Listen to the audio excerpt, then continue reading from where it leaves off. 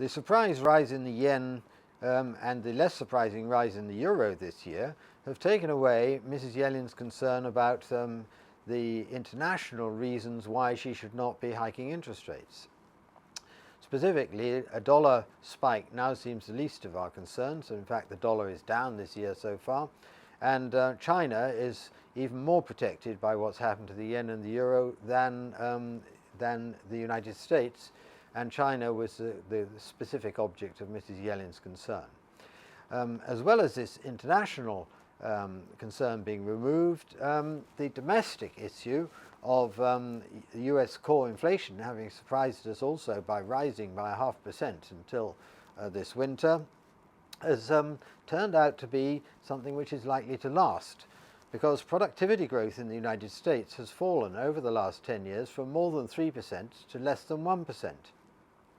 As a result of which, with labour force growth typically less than 1%, we have an underlying growth potential in America of about 1.5 to 1.75%. This means that the recent growth rate of more than 2% is causing overheating. And in fact, the unemployment rate has come down to 5%, which is well below the generally considered inflation neutral rate of 5.5 to 6%.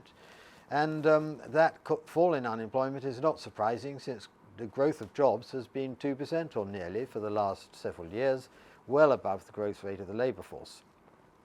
Now, bond yields are likely to be held down for the immediate future, and we're expecting that to last through the rest of this year, because Mr. Draghi, over on the other side of the Atlantic, is pursuing his policy of tremendous quantitative easing, in spite of the fact that the Eurozone is now growing quite nicely.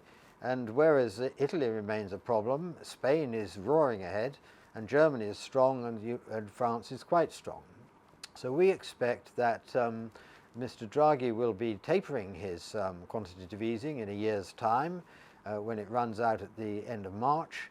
And when that happens, that the bond yields in general around the world will start to move up in line with the very significant tightening that we're expecting by the Federal Reserve over the next few months.